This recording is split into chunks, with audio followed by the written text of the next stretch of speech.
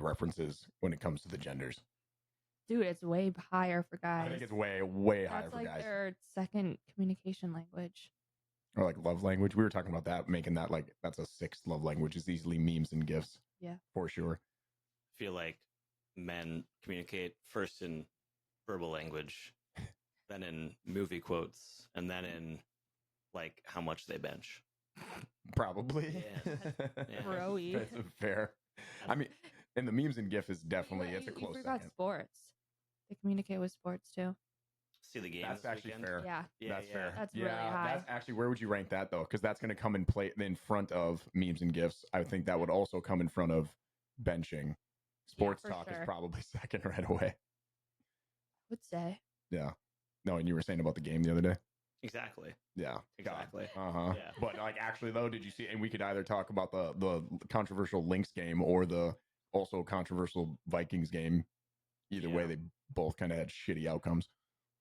Hello and welcome to the Average Bros Gym podcast, where your hosts with nearly similar names, Kory and Kory and Mikayla, walking through fitness, health, and life advice to seek to meet where you're at. No polarizing black and white takes, just genuine advice and good conversation. Yes, Mikayla is joining us today. Welcome, Mikayla. Hi, guys. Sorry for spilling your coffee earlier. That is okay. That was my welcome. It was Mikayla came in for the first time today to the studio, and I decided to just ruin her morning. Said fuck that. It was almost like a cat that sees something on the counter the moment it was placed down. Just tap tap tap. This looks great on the counter, but how would it look on the ground? Spilled everywhere. We just had to share some from Murph. Yeah, shattered my hopes this morning. I'm so sorry. Okay. If I hadn't learned that you'd also had C4 earlier, but also that coffee is probably like $15. So Close to it. Venmo you. Hello. So everybody, we're joined by Kory and Mikayla, the two participants and finishers of the Wild Duluth 50K trail run this weekend. Mm-hmm. Let's go. I did not do it. So What? You weren't there? Did you get lost? I was there. I got lost in the woods and was just sitting there crying until someone found me.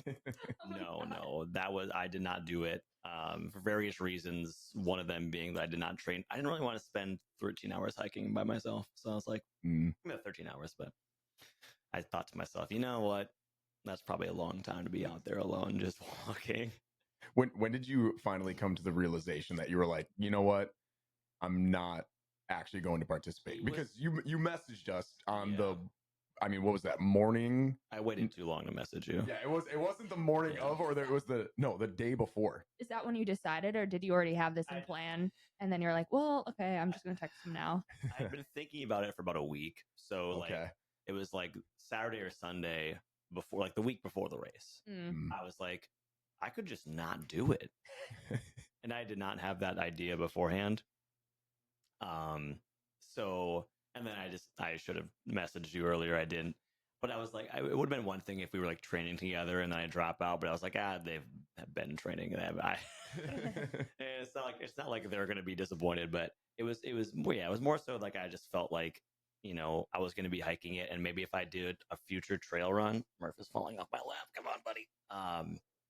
If I do like a future one, I would sign up for like a shorter one. That way I actually train for it. Yeah. I think the issue was, I was like, oh, it's 31 miles. I'll never do it anyway. I'm just going to not do it. And I was like, maybe that was the wrong approach, but which is fine.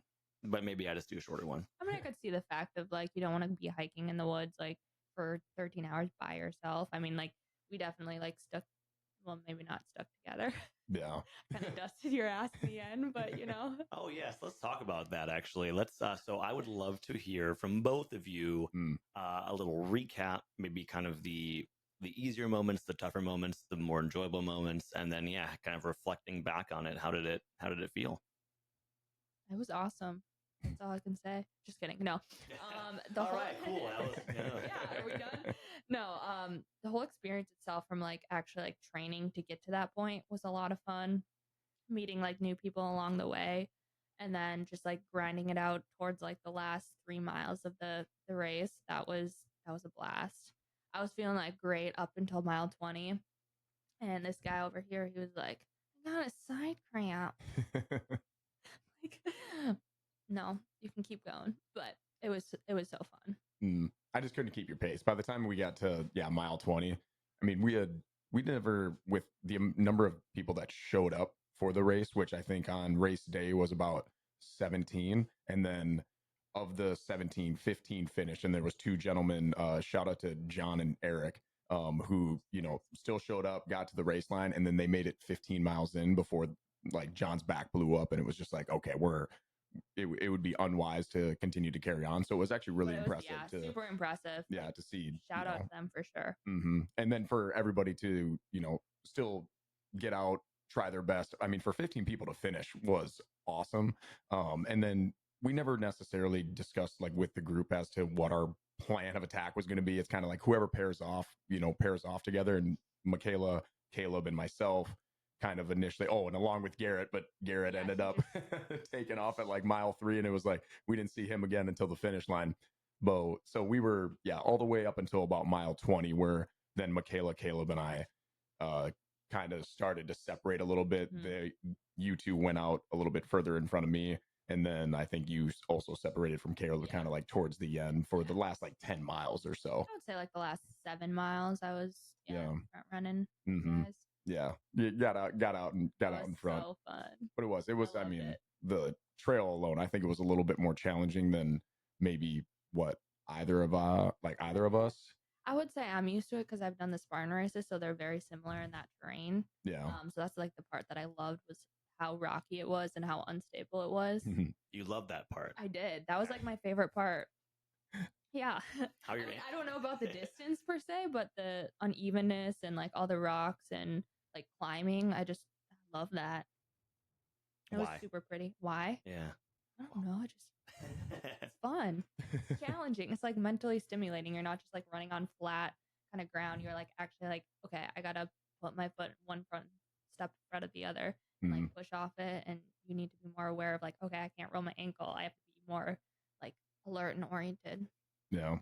I don't know. It makes sense, right? It's like you're requires kind of like more brain power. Yeah. But it just like you're paying more attention to it. You're forced to be in that moment versus like obviously for the flat road run, sometimes you're kind of like drifting off, and God knows what y'all think about when you're doing a run like that. Your brain goes to many places. But yeah, you think of it kind of. I think of it kind of more of like this is like an adventure almost, where it's like, okay, well, I have to, like you said, know where to put my foot this next time and be watching for these things. Yeah. And also like naturally is kind of like, I feel like it's a natural change in your pace. You know, it's harder to maintain, which is probably can be a good thing. I assume at some points. So that's cool. Yeah, I think it's like more of an obstacle-ish kind of thing for me. Because like I feel like it's like similar to gymnastics. Like you're just kind of doing like obstacle stuff where you just run flat. That's kind of boring. Yeah, I would say like one of the biggest I don't know, differences when it comes to road running, or even just not with the elevation or the terrain that we experienced up in Duluth, is just that simple fact where you just get into a different, I don't know, kind of pace where you get kind of mindless with just movement out on the actual, road running. You can kind of just set a pace. Here I'm running like a 8:45 and I can hold that for, 10, 15, whatever number of miles. But when it comes to the trail up in Duluth with the elevation that we were, kind of traversing along with the loose rock and all the different tree roots, and then you have all the leaves, and naturally you just have to start to slow down. So at that point, the pace just kind of becomes like, don't stop moving. There was so many different times along the trail where you'd be just walking right behind somebody, just looking at their heels, and just be like, when they move, I'll move. When they move, I move. When they start jogging, I'll start jogging. When they start walking, I'll start walking. And were so many times along the route where they would just look back at you and just be like, hey, just let me know whenever you want to pass by. And I'm like, fuck that, dude. Like, just keep going. I like being able to just follow you right now. I was like, get out of the way. Were you? Oh, no. You get into some of those little like kind of trains of people, and I was like, this is perfect. You just get to kind of mindlessly move. When the group moves, you move. How would you say that this ultra marathon compared to your road marathon? Yeah, I mean, different in a lot of ways. I would say this 50K was more challenging, for sure. And that might just be a little bit of recency bias, but I mean, with the overall mileage that you accumulated over the course of not just one, but then also that second day, the terrain, that takes a lot of pounding on the body and on the joints, like the ankles and knees. And when you're doing a regular marathon too, and you're running on pavement, that also happens as well. And then it was just the elevation. Sometimes you'd get to those ascents or the descents, and it's just like, fuck, man, my quads are on fire. Your hips, your hamstrings, like everybody's hurting along the race at some point or time or another. And then I think, yeah, just the cumulative distance and the time. The marathon I wrapped up in 4 hours. Like I came across the finish line at just under 8.5 hours. You came in just over 8 hours. Like that's, regardless of what, just for continuous movement, continuous activity. And that, that's just a lot. It's a lot. Yeah. Yeah, I can imagine. Again, I didn't do it. So that can, well, do you think you'll do something in the future? Not necessarily that distance, but like a trail. Yeah. No, I think the idea of trail running, I think is enjoyable to me, but maybe not that distance. 8 hours is a long time to be doing physical activity like that. Yeah. Mm-hmm.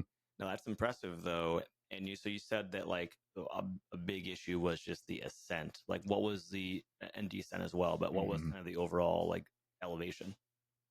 The overall elevation, I think, for the 50K was what they have listed on their site, roughly around 5,000 feet of elevation gain. And then the 100K people, obviously, they're doing that loop twice. So they'll get over 10,000 feet roughly of elevation gain. And to be honest, it wasn't really the hills for me that felt as bad. It was the downhills. And you're feeling that in your knees, you're feeling that in your toes. My toes really got like you blistered up pretty good, like on the inside. Yeah, and then obviously too with the terrain, you feel a little bit more unstable going downhill than what you do going uphill. So, they both have their challenges, but for me personally, I remember looking at the elevation profile and looking at that last little section where it was essentially, it looked like 1,200 feet straight down. Mm-hmm.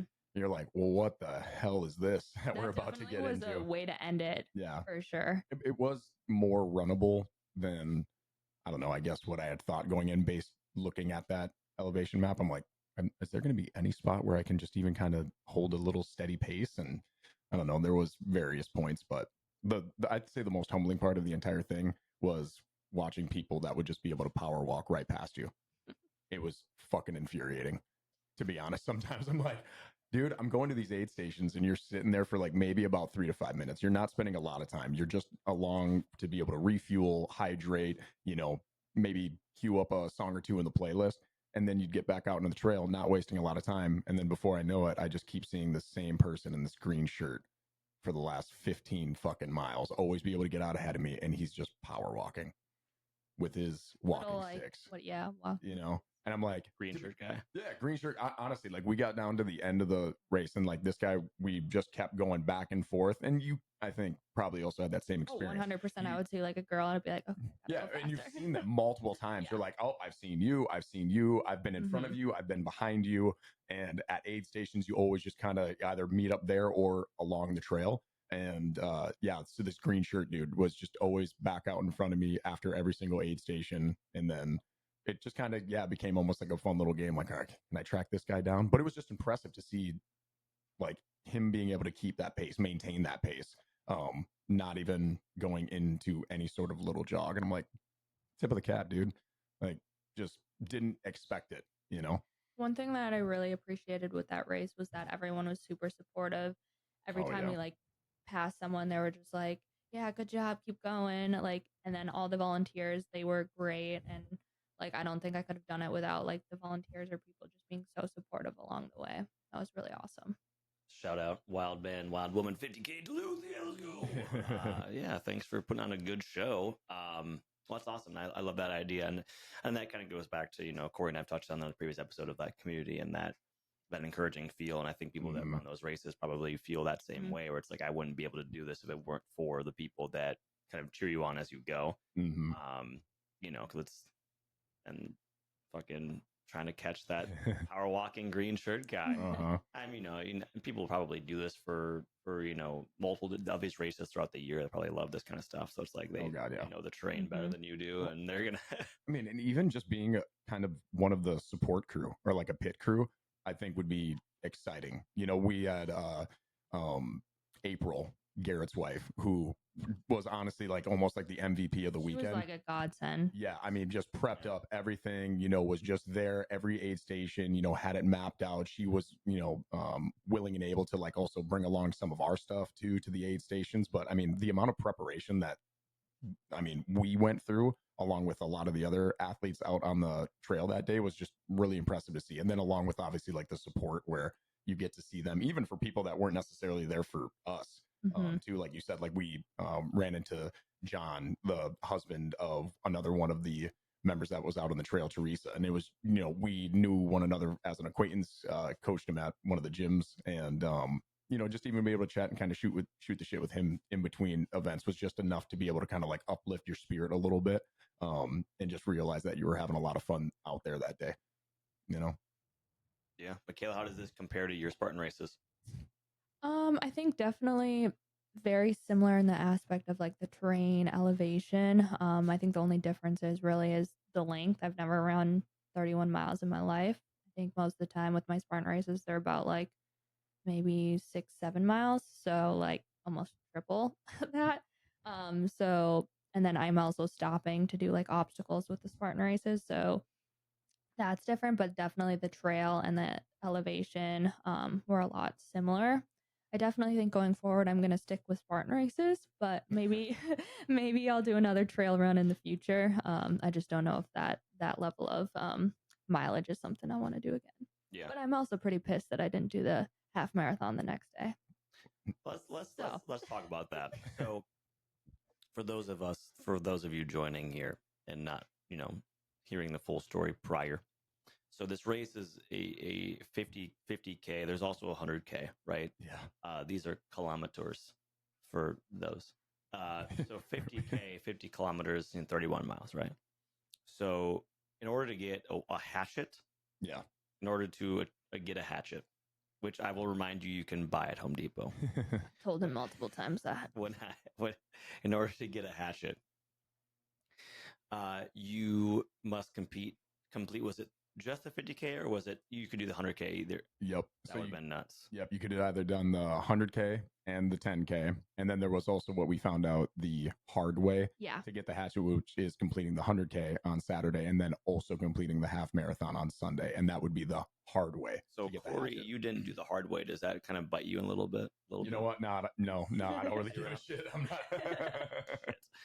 So Kory, to get this hatchet, he did the 50K on Saturday plus the half marathon. Was that also on a trail? Yeah. Yep. Plus the half marathon on Sunday, and this is again on a trail. Yep. So that's over 44 miles in 2 days to get this hatchet. Now you have a unique. Cool. Yeah, it is. I mean, I get that it's less about the hatchet, more about the achievement of it, right? Yeah. Not fucking that aspect to it. I'm just trolling, but tell us about your experience in doing this because you had a unique situation happen to you on this half marathon. Yeah. So yeah, that the hatchet was, initially kind of the incentive. It was the, challenge, and obviously like the reward that you would get for, your hard work, the training, everything else that kind of goes into it. And so, after we finished up the 50K on that Saturday, the legs were feeling it a little bit that night. We went out, grabbed a burger and, kind of celebrated a little bit with a nice ice cream cake that we had told ourselves that we were going to finally have after completing the 50K, which was real good. But even while we were walking around that night, you could tell that the legs were little tender, a little tired. And then who knows how they're going to feel on Sunday morning. And so come Sunday morning, pop up out of bed and I'm like, ooh, all right. Like, legs don't feel too bad. And like, I think we're feeling good. And then you looked at the weather report. The 50K on Saturday was just all overcast. We didn't even see the sun, I don't think. It was raining all day. A little bit of drizzle, know. And it was warm enough. So thankfully it wasn't like too terribly cold because we had heard, the entire time, like, hey, Duluth, if you've been up there, could just kind of flip on a dime. So when you woke up on Sunday morning, not only is my body feeling good, legs are feeling good, but then I looked at the weather report. And it was supposed to be like 65, 70. The sun is out, not a cloud in the sky. You get to run a different route of the Superior Hiking Trail. So at least at that point, too, you get something a little bit new to be able to experience. And then at that point, I'm like my mindset going in. I've already completed the hardest part of the entire weekend. The 50K is done. And now I just get to kind of go have a celebratory, lap in a way is kind of how my mind was approaching it. So celebratory half marathon. Yeah. Which is pretty cool to say. Like, when you wake up and you're like, you know what? Yeah, 13 miles. Like, I know I'm going to be able to finish this. Like, we got this in the bag, and it's just going to be a fun run to be able to enjoy it.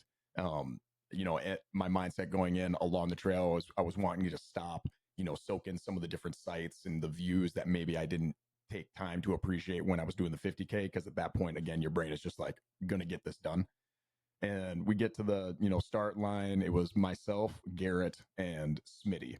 And it was the three of us that had done the 50K on race day on Saturday that showed up to do the half marathon on Sunday. Unfortunately, one other member, Chris, couldn't make it. His knees just weren't there. And rightfully so. It's like, hey, man, no problem at all. You fucking kicked your ass. Like, that's great. And so on Sunday morning, we get there, take off, body's feeling great. I got my playlist, tuned up. We make our way through the first 2 miles, and it's just kind of snaking its way through the section of trail that we were on.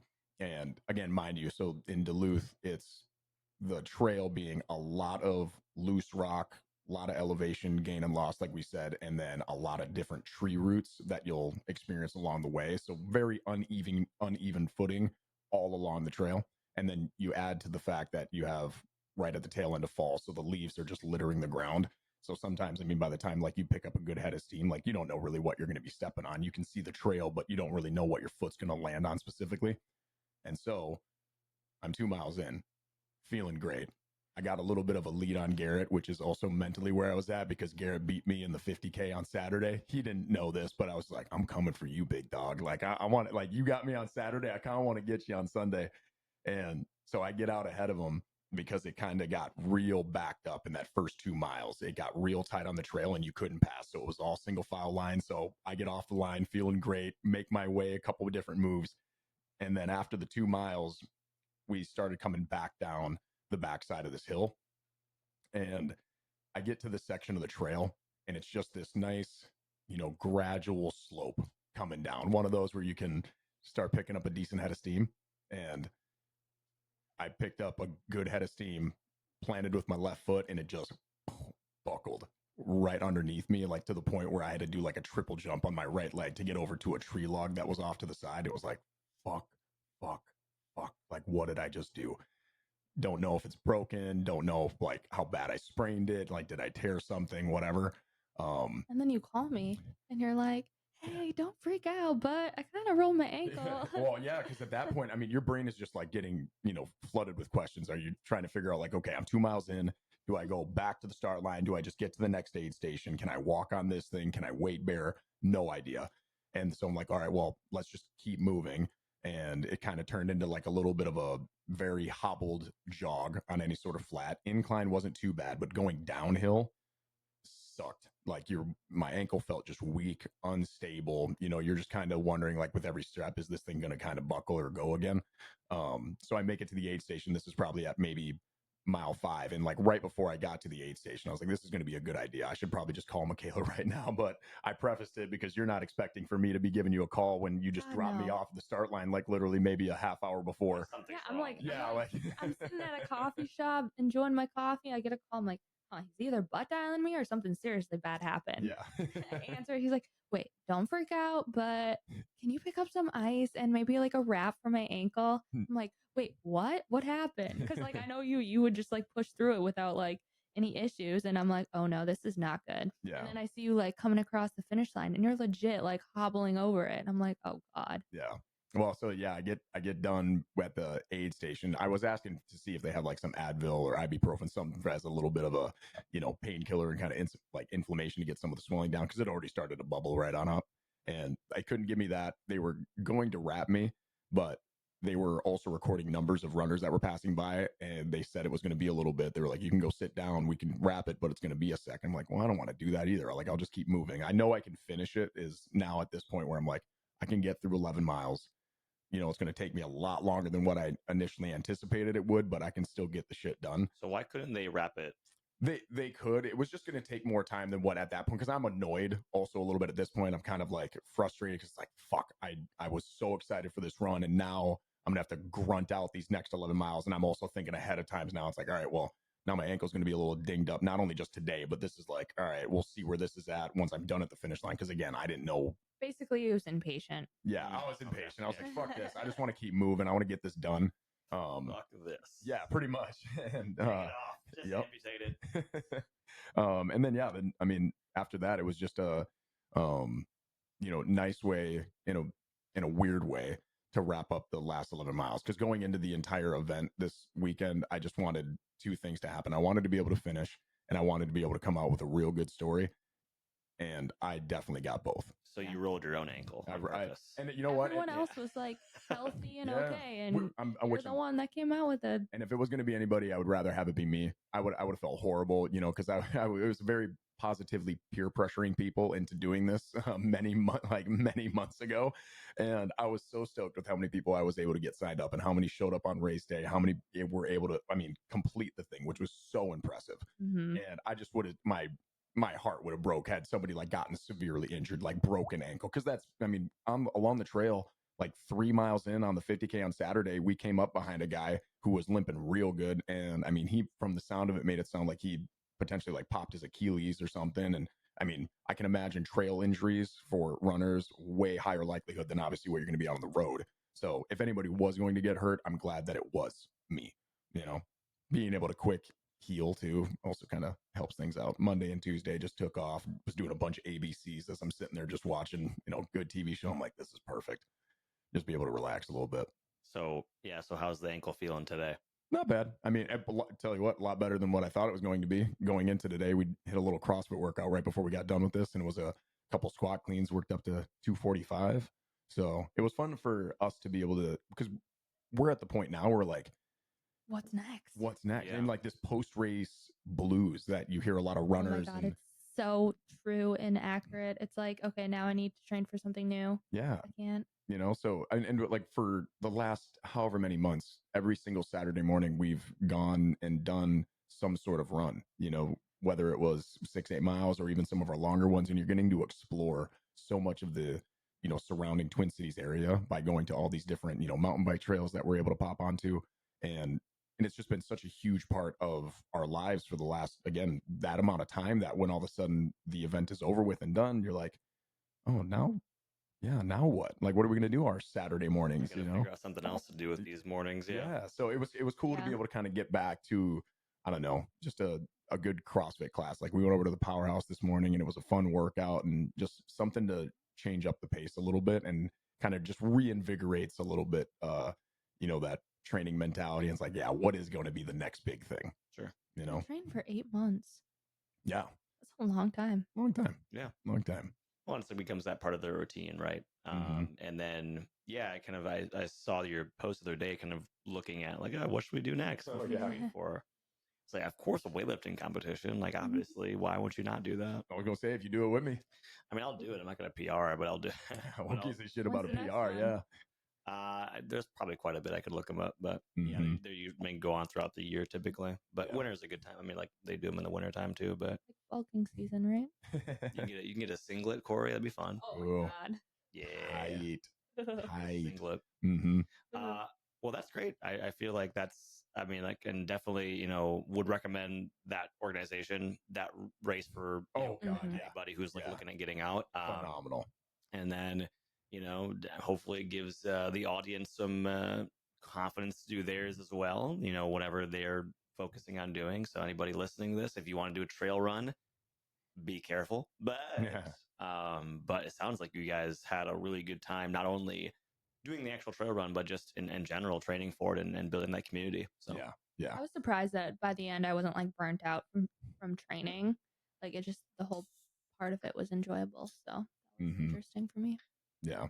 It's a great way to enjoy like the outdoors as well. And that was kind of my thing too, is like, it's, it's a beautiful way to enjoy as, close to nature. If you're not like necessarily out in the middle of nowhere, but like you're still out there, you're still enjoying the trees, especially like early fall, late fall, like that whole season is beautiful. Treacherous for the ankles, as you mentioned, and when the leaves are cluttering the ground, but just something that's going to give you a little bit more of like a, I don't know, nice nice relaxing time outdoors and just gets you to appreciate the beauty of nature too. So. One thing I kind of noticed and appreciated about it was going along the route. There was not a lot of people that had headphones in. Like I got asked quite a bit about going to training or just runs in general. Like, how do you do that without listening to music or listening to a podcast or a book on tape? I'm like, I really don't want to. Like, you get out on the trail and it's nice just to be very present. Like, and not a lot of people, I mean, are chatting along the way. Like, you'll have a brief little conversation with somebody, but otherwise, you just get to kind of get into your own headspace. And then again, yeah, really just appreciate being present in that moment. Yeah, it's like really feeling like you're out in nature and just solely in nature without like that clutter to music. Mm-hmm. Okay. Yeah. But I mean, that's the same thing, like, yeah, just coming to hiking too. I mean, like, because you guys were out that day too, right? Yeah. Oh, yeah. Yeah, where'd you guys go? We did Friday, we did Banning State Park, which is on the way. It's right off of, I think, 35, 35. I think it's 35. Banning is beautiful. It's right on the Kettle River. And I had been up there, like, I think either last September or the September before that. Mm. And it's really pretty. I mean, you can hike along the Kory Loop Trail. So it used to be, they used to do like it was like a stone quarry essentially. Yeah. So it still has like a ruins of some of the old buildings around there. So you can go along the river, which is really cool.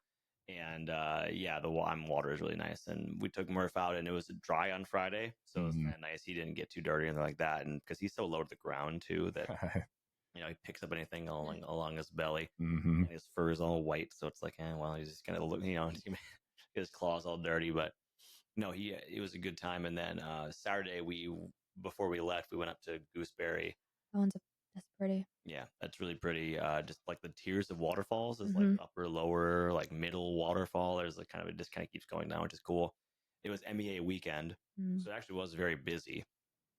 So we didn't do any like really hiking in Gooseberry because it was also just it was like it rained that night and it was still pretty wet. Like as you guys, when you were doing Saturday, like you knew, right? Yep. You're like, oh shit, it rained overnight. But yeah, so we did a little bit of that, saw that, which was really nice. So then we kind of took our way back. We went to Angle Park. I forget which one it is, but there's like the big tower on top of Duluth. Oh yeah. On top of that hill, there's like a Japanese Zen garden up there as well too. Cool. Well, that was one that we had along the 50K route. Like with the last like maybe 2 to 3 miles we went by. Look, there was like a little gong. Yeah. Yeah. Oh, is that what you're talking about? Yeah. So they have might be the same spot. They have the bell, and it. So apparently, the story behind the bell is like it was recovered by like a warship in World War II and like brought back to Duluth because there's like a Duluth company or whoever was in charge of it. I can't remember exactly, but it's brought back to Duluth, and there was a guy from Japan who. He was like a high-ranking person. I'm not sure if he was a politician or what, but on like a visit to Duluth, he like saw the bell and like requested to get it back. And so the government said, yeah, sure, of course, like this is yours.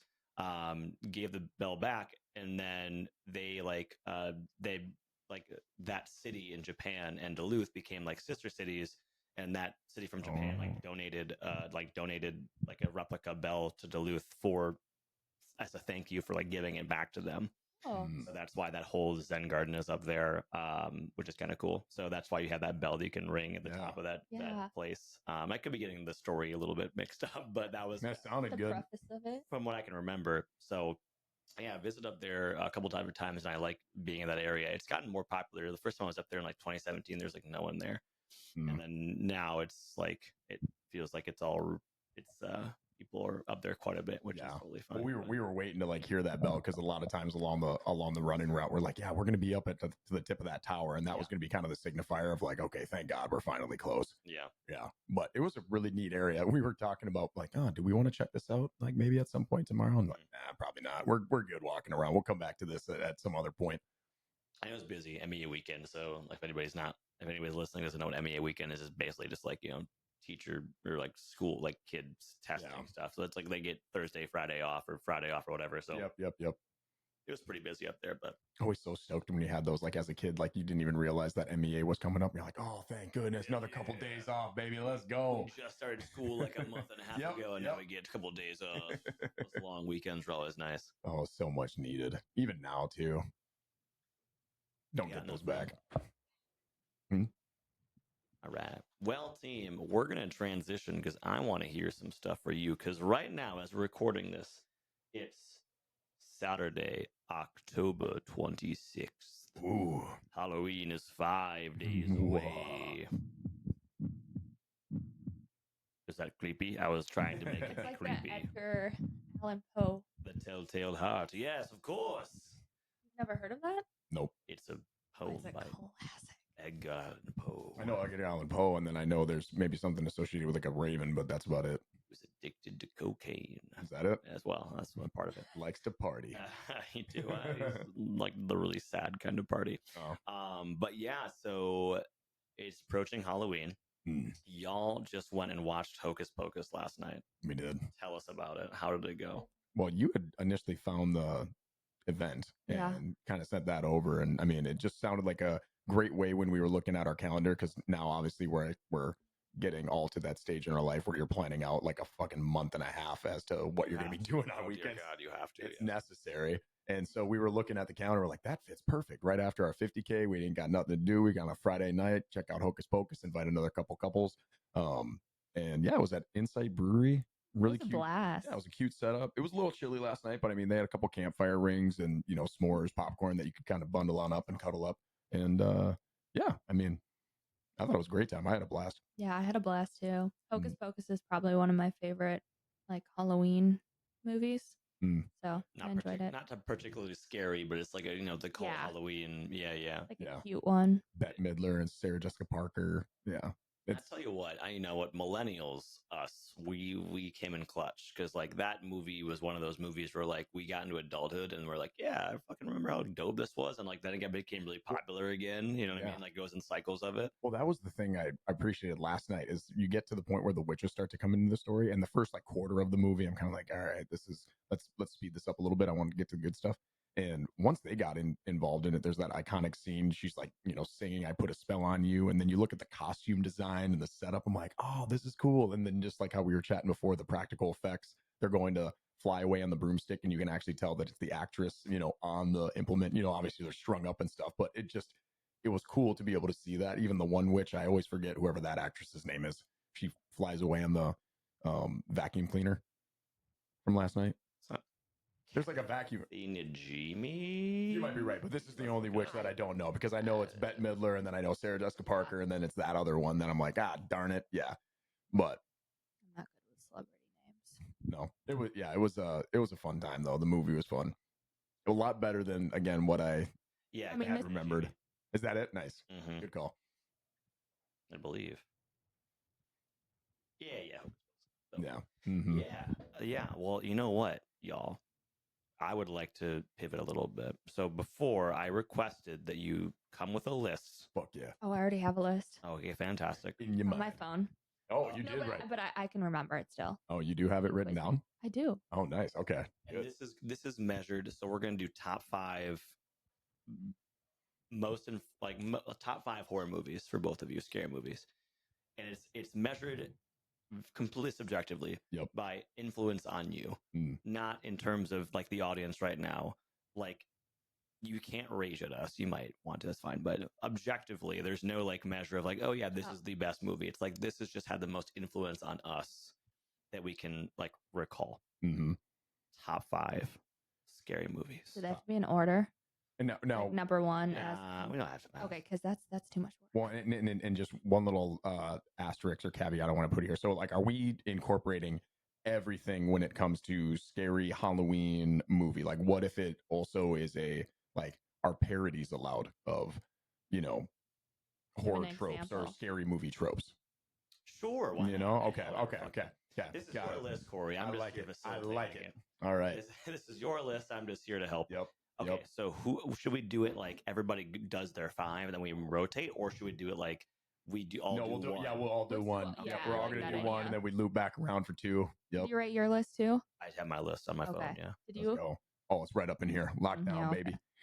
All right. So number 5, mine I would say is in order, but yours don't have to be in order. Yep. Okay. I like your order. Okay, number 5. It Follows. Oh, we just watched that. It Follows. So if anybody doesn't know, it's creepy. It's like I'm gonna do like a brief recap of the movie for those listening.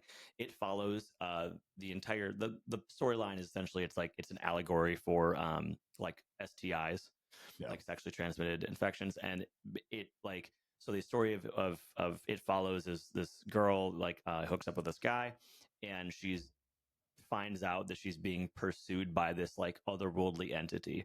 And the scary part is about this entity is it takes the form of a human, but like it doesn't have to be like look real. Like it like at one point it's like an old lady, at one point it's like some it's a weird show. Normally tall dude like coming in through a doorway, which is fucking freaky. And so the idea is like no matter where you go in the world, this thing is pursuing you, and it's just walking towards you at all times. At any point of the day, any point of the night, it's always walking towards you. So it's like, and you pass it to someone else by way of sexual contact.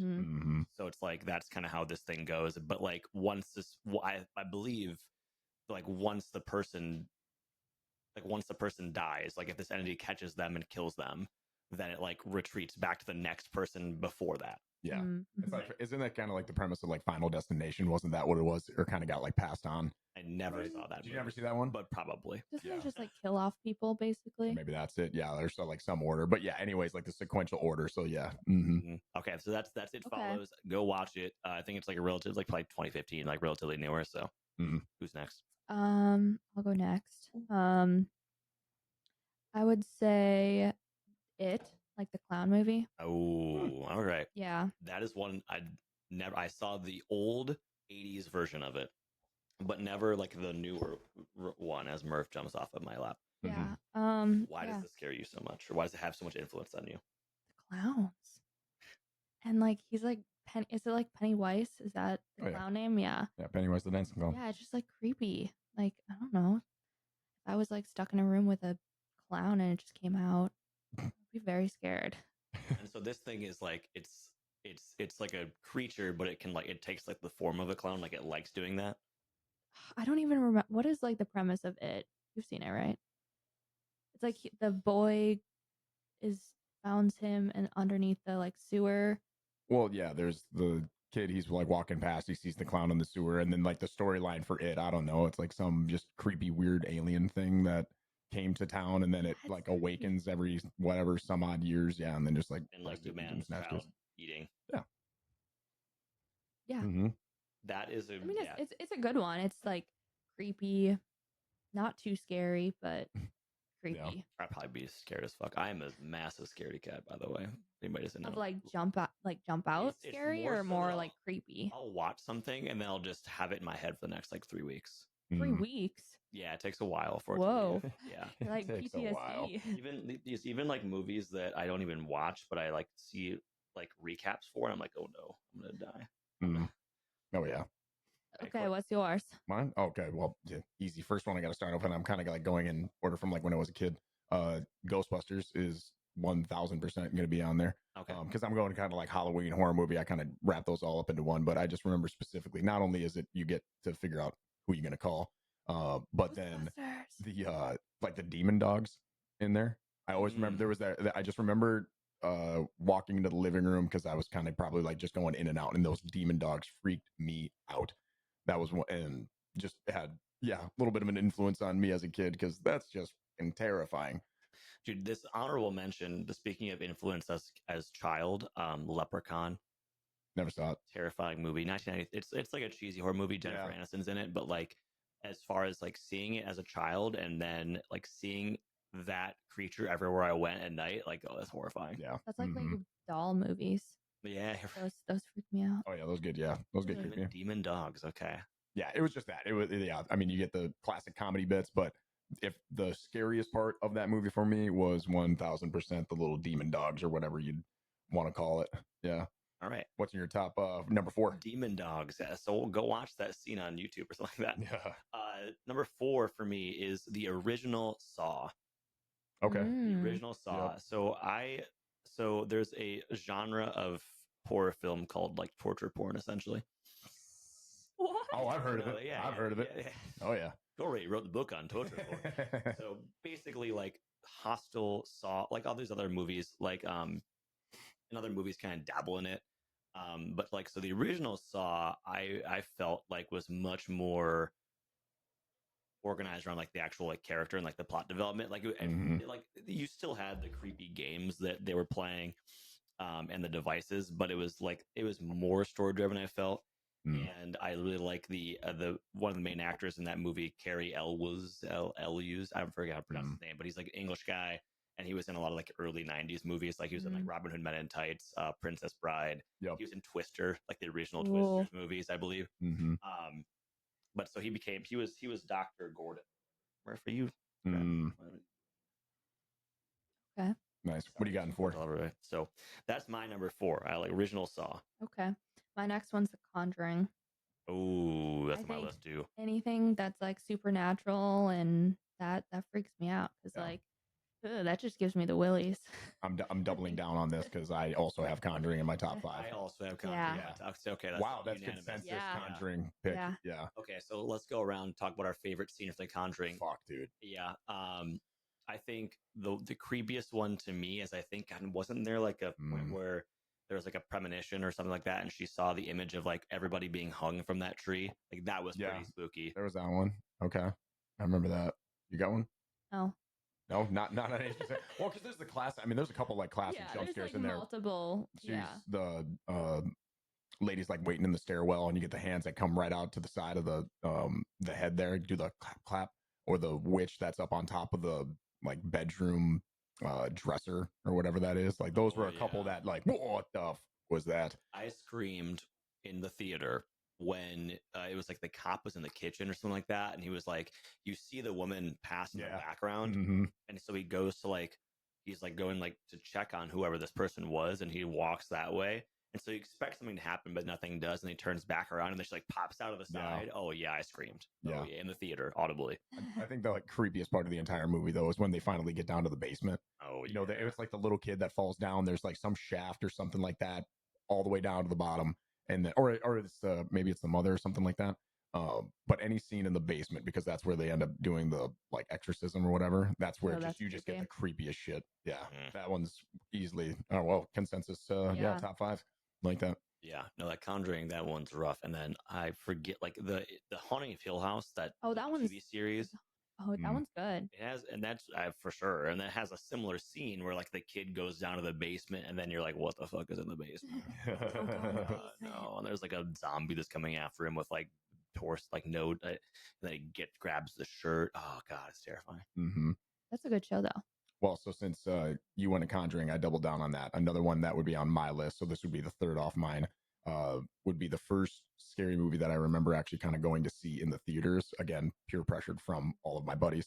And that was Paranormal Activity, the original one. Okay. Probably one of the highest grossing films based on its budget. You know what I mean? Yeah. I mean, just very low budget film, but it had a big bang at the, box office. But the jump scares in that just got me hard. I mean, as jump scares, I feel like get practically everybody, but then especially that was the first movie where I realized the profound influence that the sound has. Because like that's the only thing that you're really drawn into, because you'll get to a scene where I never could imagine a kitchen being fucking creepier than watching Paranormal Activity, because there's nothing happening. You're just looking at like cupboards. Yeah, and then when it slightly opens. Yeah, it slightly opens, and then you hear the sound. It slowly starts getting a little bit like, darker, and and then all of a sudden it's just eerily quiet, and it was just the first movie. I was like, oh my gosh, just the sound alone. Like, there's nothing from an images standpoint that's really happening. There's not some demon jumping out or somebody getting ripped apart. I'm like, this could not be creepier though than just looking at a door or looking at the crib that a baby is in right now, and then you see the slow turning thing stop, and you're like, okay, just whatever is going on in that room, just get out now, please. You don't know when it's gonna like happen or like pop out. Yeah.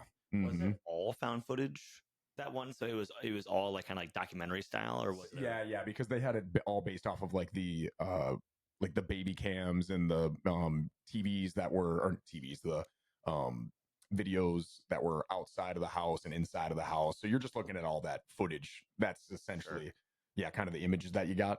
But yeah, Paranormal Activity definitely on my list. So I got 3 off. Troy, you got 2. What's your next? Oh man, so I'm trying to find This one wouldn't even be. This one would be whatchamacallit, honorable mention anyway, so I shouldn't even look for it right now. So I won't do that right now. We need the top 5. Oh, okay, yeah, okay. So I found it. Anyways, the next one. So we talked about The Conjuring. Mhm. I've already said It Follows and Saw. So number 2 for me, this one is more hype than anything else. 30 Days a Night, Josh Hartnett. Ooh, wait, vampire one. Fucking Right? Vampire one. banger, Yeah, which was yes. actually really funny because Meg showed me like a reel earlier on Instagram reel that was like, the joke was like watching a movie with your mom. And it was like, everything that your mom says during movies or whatever. But the movie they were watching was 30 Days of Night. I was like, oh, that's a fun coincidence. Like, I'm going to be talking about that today. So 30 Days of Night, for all who don't know, is actually, I believe it was a graphic novel first. It was adapted from a graphic novel. And the plot is that it's a city in Alaska, I believe. Yeah. That like every so often, like there's a month of no sunshine because of the way that the sun or the Earth rotates. And so at the beginning of this film, like, the vampires like have essentially landed their ship next to this town. And this guy who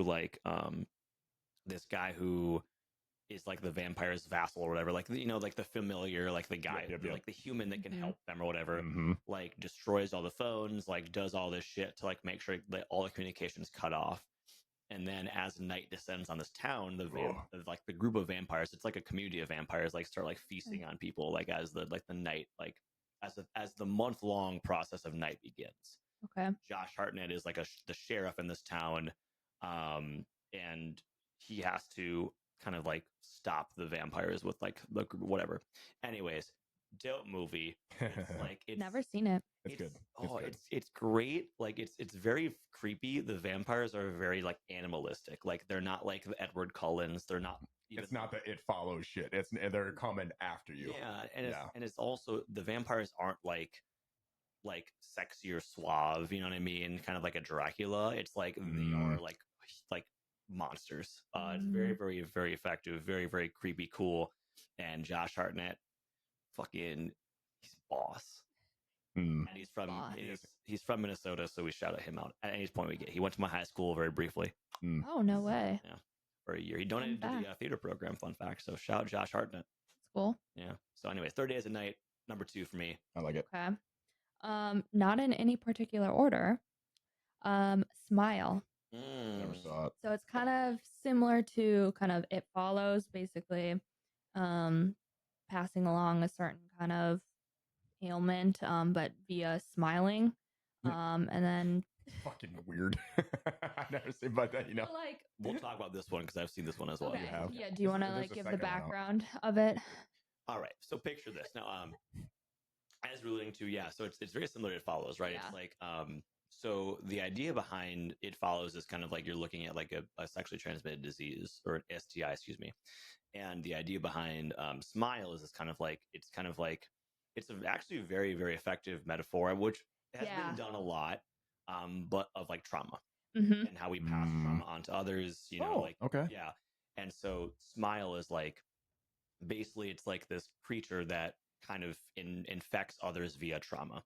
So once it's kind of worn its host down, the host basically does something, ends their life. Yeah. In a very like in front of someone else to pass the trauma onto them. Yes. That's what, now I recall that. And so it's like Smile is like you're like the person who is infected essentially is like seeing these things in other people and like seeing this creature which is like this smiling creature. And the only way you can get rid of it is by passing trauma onto others, right? So you die essentially. Off yourself. Yeah. And so there's like so that's that kind of analogy of that kind of continued on, and it's a really good movie. Kevin Bacon's daughter's in it. I forget her name. I feel bad about that, but she's like the star of it, and it's a really interesting plot of that. And it's like, and like again, like it's been done before, like the idea of like, oh yeah, you pass your trauma and like trauma is represented this way, but it's very, very effective. It's pretty cool. Yeah, I thought it was a really good movie, to be honest. I hated the ending, but that was just controversial. me. it was one of those like fake endings where it's like it ends and then it's like psych. Oh, and I'm like, oh come on. Then you're like, fuck, how long do I got to buckle up for this next little section? Is this going to be another just like 10 minutes? Is this another like half hour I got to sit It through? was pretty quick, but at the same time, like it does end, like even though it has like the false ending, like the true ending is still like makes sense for the story. So I was like, okay, I get it. Okay. But yeah, that's a good one. Nice. Sorry. Speaking of another iconic daughter, I got my next one. You ready for this? The Strangers. Oh, Kory. The Strangers. Talk about Liv Tyler, so Steven Tyler's daughter. That would be the first, and that one also has kind of an interesting ending too, because you've seen that. I know you haven't. I have not. You haven't. Oh, you haven't seen that either. Okay, so also a really good ending. And yeah, so The Strangers, as opposed to so on my list right now, I had Paranormal Activity, I had Conjuring, and then Ghostbusters. Yeah. So I mean, but no, Ghostbusters. Yeah. So all dealing with kind of like paranormal. Like even in Ghostbusters, you're dealing with ghosts, and obviously. So then The Strangers, this was the first movie that I remember seeing that freaked me out because it had a legitimately plausible premise, and with just the fact that like, okay, you have these random people show up to a couple who are just kind of wrapping up what you assume is their like wedding. There's like Liv Tyler's rocking a wedding dress, they're wearing a nice suit, and then you're out in the middle of nowhere in these woods, and then all of a sudden you hear a knock on the door, and then shit just turns sideways. But it was the first movie where we're like, that is creepy, because everyone's had that where you're out in the middle of nowhere, you're walking alone on the street somewhere, and you feel as though someone's watching you, or you do see someone, you're like, I don't like this, I don't like this vibe, I don't like that car that's just sitting out and it's been there for a while. Everyone's had that feeling and knows that experience, and then to see that then on film, and then what occurs and transpires afterwards, it was like, oh, you could imagine that happening. You've heard stories, you've seen news articles, you've seen a documentary or a Netflix series that's almost essentially the same stuff. And yeah, that was one of the first ones that really, really creeped me out. And it's grounded in some sort of like reality. Yeah, it is. I mean, it's literally just it's this couple again that you see them rocking a wedding dress and a tux, and they're just going back to this cabin of what you assume is kind of just their spot that they're going to after the wedding, and then they get the knock on the door, and then you're just out for a ride after that. Yeah. I feel like that's one of those movies I couldn't watch, but I could read the Wikipedia summary of. Okay. That's. Do you think the Wikipedia summary wouldn't scare you? I think it would, but not to the same degree. Mm-hmm. Oh my gosh. We have a friend, Taylor. Taylor Wall, who like if she's going to see like a stressful movie or like a horror movie, like a scary movie like that, she'll read it before. Yeah, she'll read the summary before. Yeah, that's smart. Which I'm like, I feel that, you know what I mean? Like I get, that stuff is like, I mean, that's terrifying. Those horror movies are like, I'm scaredy cat. I get really scared about that kind of stuff. So. No. I think you two both are scaredy cats. You're the one that jumps all the time. No. Shut up. All right, so I got 4 off my list. You're down 4. Do you got your 4th? Or did you have your 4th? I haven't said my 4th. You haven't said your 4th? What's your 4th? Insidious. I've watched it. Can't remember it though. That's a very highly rated scary movie too. There was some post that I saw the other day. Supernatural one. Yeah. Yeah, Meg was saying we should watch that. She likes that one a lot. Yeah, possessed by a entity. So basically, like more demonic. Yeah, demonic. Mm-hmm. Any demonic things like freak me. Oh yeah. Back out. Mm-hmm. They're just like terrifying because like I feel like I don't know. Mm-hmm. Do those exist? Well, and then that movie in particular, there was a post that I had saw where they were basing the scariest movie off of like average heart rate, or like variance between your normal resting heart rate and then how elevated it would get. And Insidious was at the very peak of recorded kind of heart rates, people getting up to like 160, 170. They just have people like measuring this somehow? Who knows? Is this a verified study? Are people doing this like double blind placebo, whatever, like group? No, probably the fuck not. But watch My Little Pony and see what happens. But either way, it's always very highly rated, and Insidious, I just see it there all the time. I think I've watched it once. Can't quite recall. I'd have to go back, but I think it was one of those that I try to blot out from memory. But yeah. Oh man, are we down to our final and 5th? Yeah. Ooh, what we got, Kory? So Insidious is one of your. Is it like what? You could point to one thing that like just gets to you about Insidious. What would it be? The demonic part of it. just the possession part of it. Yeah. Like, who knows? Yeah, exactly. Like, who knows? I don't know. And then like the exorcist part, like yeah, get rid of the demon inside. Like, I don't know. It just seems like really kind of real, sure. in that moment. Is that what happened in that movie? Was there an exorcism like in Conjuring, or I don't know. And there's probably okay. We should probably should spoiler alert, but at the same time, a lot of these movies are pretty old. So it's like you haven't seen these, fucking A. Come on. Okay, my last one. Yep. My last one, and this is my number one as far as impact Number on one me. Okay. I didn't know that was part of the second part. You just told me think of 5 scary movies that you liked. Yeah. So I didn't That come works. prepared. So No, it's this. You came with 5, which is Yeah. very more preparation than I always do for this podcast. So you're good. So number 1, 28 Days Later. My favorite. I like to get wrapped up with the numbers 30 days a night and then 28 days later. I Nice. didn't even try to do that. That was good. That was good. I was looking at last night. That's a is that Cillian Murphy? Oh hell yeah! Okay, Cillian I Murphy. haven't seen this, but this is one that's on the list. Early 2000s. So Cillian Murphy, it's a Danny Boyle film. Cillian Murphy essentially wakes up in a hospital, to like a wasteland, like in the middle of London, like where no one's around, everything's trash, blah blah. So 28 Days Later is basically like a zombie movie, but it's like a viral infection zombie movie. Like they're not dead, but they're like infected by this disease. And the concept is like they're infected by like literal rage. At the beginning of the movie, they're like at the beginning of the movie, these animal activists try to like free these chimpanzees. I was gonna say it dealt with monkeys, didn't it? Yeah. And the chimpanzees are infected with rage, and then it spreads. This virus spreads all across the world. So it follows Cillian Murphy and Naomi Harris. I always forget if it's Campbell or Harris. I think it's Harris.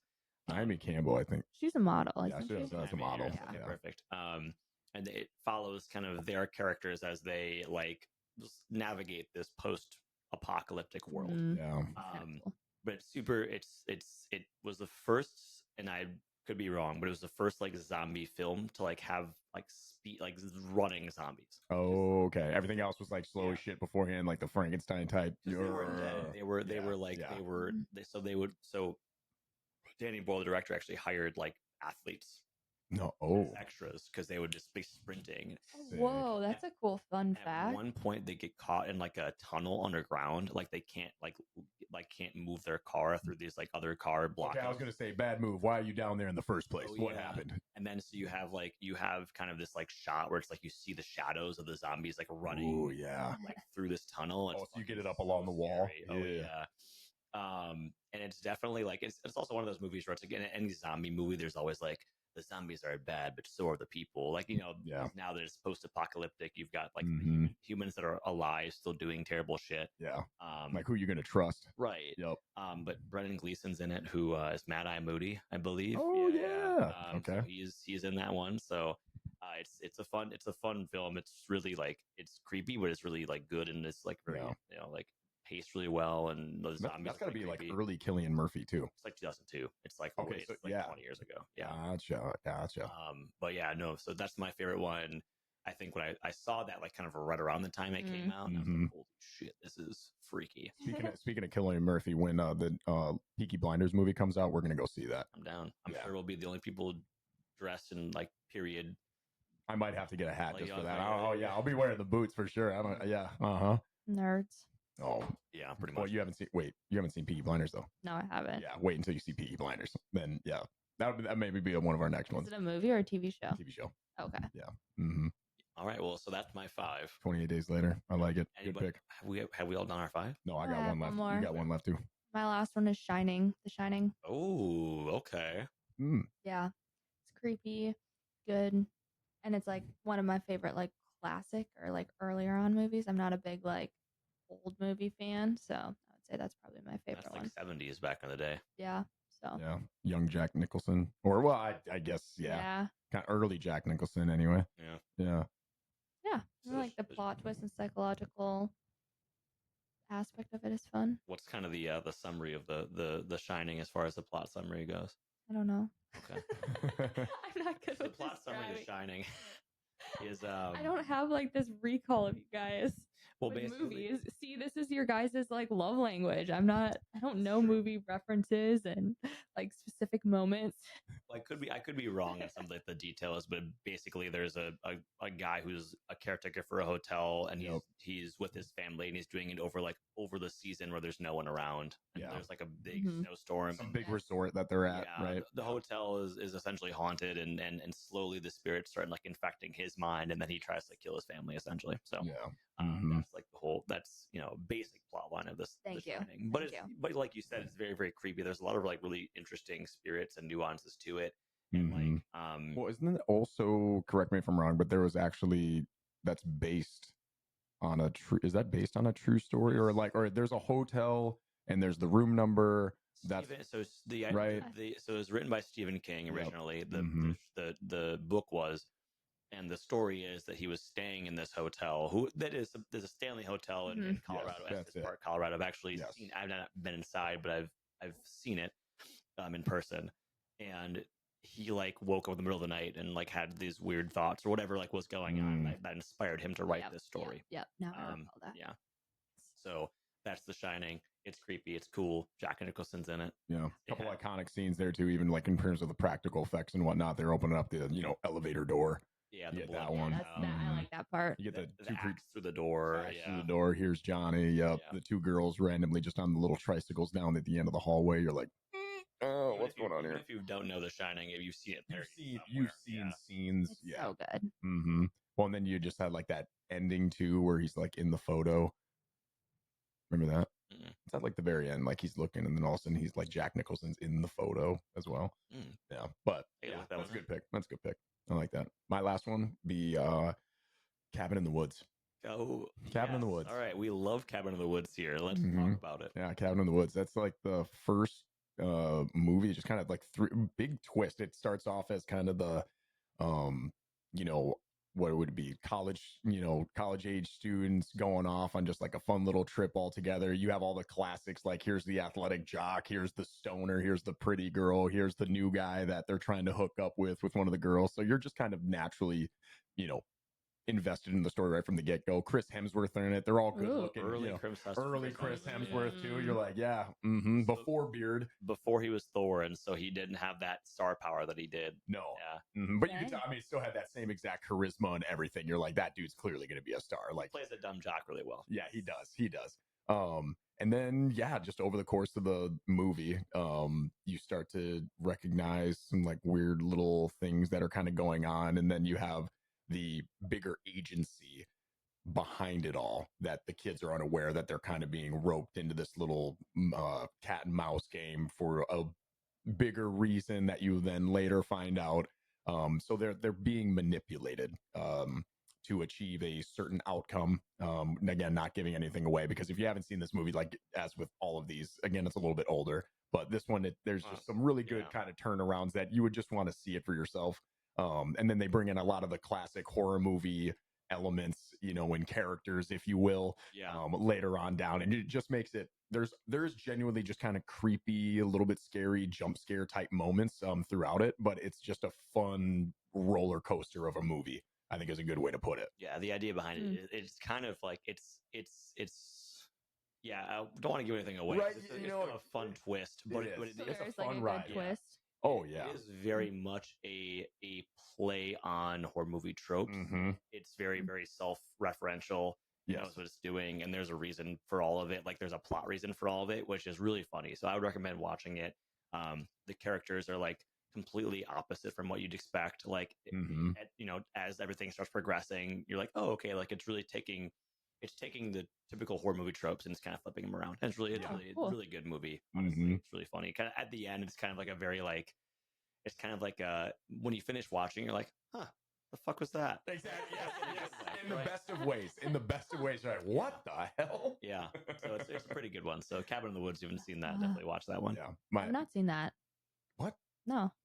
I swear we watched that. We did not watch it. Seriously? I promise we did not watch it. All right, we'll bring that one up. We'll bring that one back around. I want to see The Strangers too.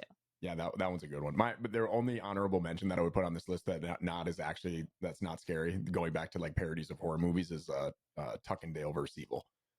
If Okay, you've I seen haven't that seen one. that one, You no. haven't seen that one either? Just watch that one. It's just a fun kind of roller coaster of a ride too, but in the best of ways. Like this one is less scary. There's not really scary moments throughout it. View it as more of like a comedy than anything. And it plays again on all the classic horror movie tropes. So if you want like a fun Halloweeny scary type vibe, but none of the actual scares and all of the laughs, then that's a great one to throw on the list. That again, not a lot of people I don't believe have seen. You know, give me my little hidden gem in there. I remember hearing that title though. Like that title is familiar to me. I just don't remember exactly what it's about. Yeah, it's a good one. It's a good one. Kind of like Zombieland. I guess you'd say it's kind of a similar feel. Sure. Yeah, very similar feel. One. Yeah, zombie. I feel like the zombie genre has definitely those like those parodies of it that are pretty funny. Like obviously Zombieland is like Evil Dead. Did you ever see that? Well, so that's what Cabin in the Woods is referencing. Evil Dead. Is that what it is? Because isn't Evil Dead? That's also like is that if I'm thinking of the right movie? Evil Dead is like Shaun of the Dead. Maybe that's it. Shaun of the Dead. Shaun of the Dead is the one that's the parody dead or the parody. Yes. Yeah. Because Evil Dead is like the actually scary one. That's it. Okay, that's the one that Cabin in the Woods is essentially like. Gotcha. Based on. Yeah. Okay. I would say another whatchamacallit honorable mention for me is the movie Sinister with Ethan Hawke. Ooh, that's a good one. So the reason why, and I'm not saying this is like a great horror movie or like one of my top 5 like best horror movies, but the reason it stuck with me. So if you haven't seen Sinister, basically like Ethan Hawke moves into this house that was like a bunch of murders occurred in. Yeah, because he's like a writer, like a journalist, whatever, and he's like trying to research this place, which like you motherfucker can't do that from like a different house, whatever. Yeah. Just visit occasionally. Yeah, you fucking Jesus. No, we're gonna live. I'm bunking with you, buddy. And there might be another reason. I just can't remember exactly. But so basically he finds this footage on like an old like 8mm, I think, like the camera old school film. Yeah, old school film. And like he sees all of these, he's watching these videos, and it's the videos of the actual murders. And so what is really like stuck with me was like how creepy they are of like just watching this like old camera footage, and like you're watching someone like videotape them killing like their family or like them whoever, right? And there's like a twist at the end, of course, but it's like the there's like a demon that's like living through these footage, which is kind of fucking stupid. But I kind of agree. But what does like, and then like like as you play these movies, like the demon like takes over the children or whatever. But like as you're looking at these movies, the thing that stuck with me and why it influenced me was so much was just watching those like watching the old film, and all of a sudden it's like, oh, this is a murder. And it kind of like just sticks to you a little bit. So like, although I think the general plot is like not my favorite, like I think that part of the movie is really stood out, and it's like that is generally scary. Agreed. So. You got any little hidden gems? I don't have any hidden gems, but my honorable mention would have been Shutter Island. Oh yeah, with Leonardo DiCaprio. Yes. Why Shutter Island? Because there's definitely a psychological thriller aspect to it, and I love like creepy psychological stuff.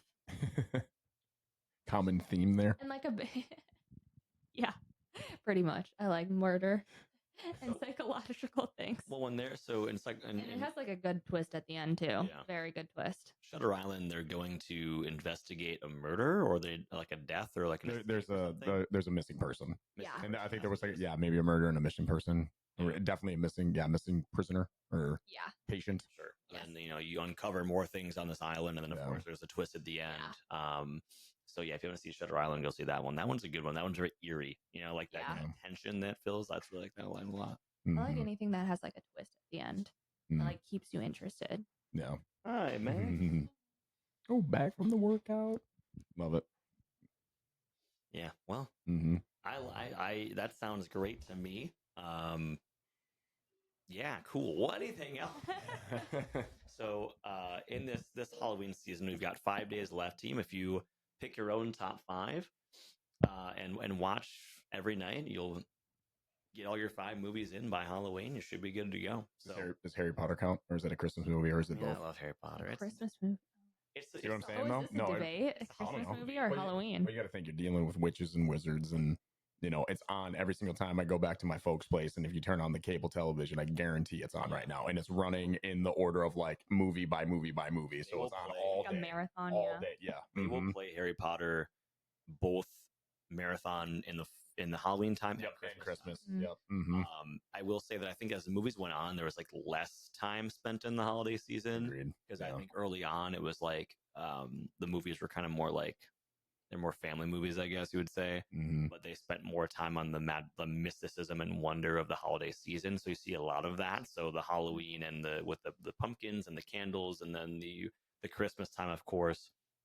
Those movies are very much holiday movies, regardless. Yeah. But as you get further on in the line, stops doing that as much. But Yeah. We've been working our way through like a little scary movie, horror movie kick recently.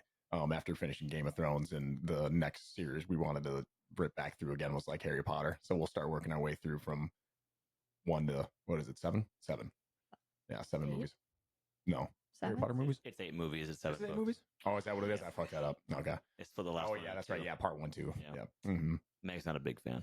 Of Harry Potter? Yeah. It's fine. Yeah. Fine. It's I mean, not her thing. Yeah. You know. Yeah, she never read the books growing up. So it's like, I feel like it may be hard to do that as like, 30s. Everyone's got one anyway. It's like if you say like Harry Potter, Star Wars, Marvel, whatever. There's Lord of some Rings. big, Lord of the Rings. Yeah. There's some big series that you haven't seen. So if anybody's like shook at this point, it's like, all right, you only have so much time in the day. I'm out of all of those. What are you the least fan of? Star Wars, because I haven't seen it. Star Wars. I haven't seen it, and have no interest in seeing it. I don't know. Yeah. It's like I don't want to make battling. a 3 for 3 Star Wars, but I will make a 3. You're gonna make it 3. Yeah. Right. Yeah. Mm-hmm. Which is fair because I think the Star Wars IP is maybe like it's more expansive and also harder to access. Mm. If that makes any sense. Like Mm. Lord of the Rings is like 3 movies. Now The Hobbit is another 3 movies. We don't talk about The Hobbit in this podcast. Yeah. Ooh, why is that? Well, They took a book that was like 300 pages long and made 3 movies out of it, and it just sucks. it just didn't work. Yeah. It didn't work. But no, because like Star Wars, as soon as I think of that, I'm like, fuck, it's 6 movies, and I gotta watch them, and then like, what's the order? Do I do the first 3 or the like second 3 or whatever? And then it's a little bit older now, so I think even for diehard Star Wars fans, they're probably looking at those first 3 and they're like, it could be better, but it is what it is. Go into it with an open mind, and you got just the one. Rogue One was really good, I will say that. But then you got multiple after too. That's right. Right, you have the 3 newer ones, and then you've also got like the side offs. Then you've got like the Clone Wars animated series, which apparently are really good. But like, if you haven't watched it, and then what was that? The Mandalorian too. So you had all the spin-off. It's the same thing with like Marvel. They're doing all that same shit because then they do the Red Witch, whatever her character was. They had a spin-off of that, and then Agatha All Along is airing right now. Apparently, it's good. It just gets to be so much to keep up with. I'm like, ugh. I'm so lost right now. What are you guys talking about? Mikayla, have you seen any Marvel movies? I have not. There we go. I've seen about 8, so maybe Is Galaxy of the Garden one? Guardians of the Galaxy. Yeah. No, I like Galaxy of the Garden I've better. seen one. I would watch Galaxy of the Garden. I'd watch that shit. Yeah. No. I mean, yeah. Okay, there's always one series in there that somebody hasn't seen. I mean, kind of makes sense. Well, on that note, thank you everybody for listening to the Average Bros Gym podcast featuring Mikayla today. Yeah. Thanks for having me on. Hey, thanks for being here. Thanks for not leaving after I spilled your entire coffee bit. That's okay. You made me another one, so that makes up for it. I did. Well, Thank you. I tried. So give us a like on the social medias. Go follow us on Instagram as well as give our YouTube a follow as well. Email us averagebrosgympodcast@gmail.com. Send us an email about whatever you want. If you want to listen to more top 5s, like your top 5 comedies. I can get down with that. Top 5 anything. I mean, that's not just clickbait. Whatever you want to do, that's clickbait too. But let us know. We're always happy to give you some more informational podcasts, but also talk about nothing and everything. I still want to do the 12 Labors of Hercules for Fitness and Folklore Volume 2. Oh, like it. I don't know if anybody else wants it, but I want it, so we're going to do it. So we're going to do it. Otherwise, y'all, thanks for listening. Share us with your friends. It's probably the best way to help us grow. Someone who's interested in fitness and nonsense, and let them know. So, Mikayla, you share this with your friends? I actually have, yeah. I put it on my Instagram story. My mom actually listens to it too. Shout out Mama Bear. Let's go. Yeah. Sorry for all the cursing. I mean, we're a good couple episodes in now, so I mean, you kind of know what you're gonna get. Yeah.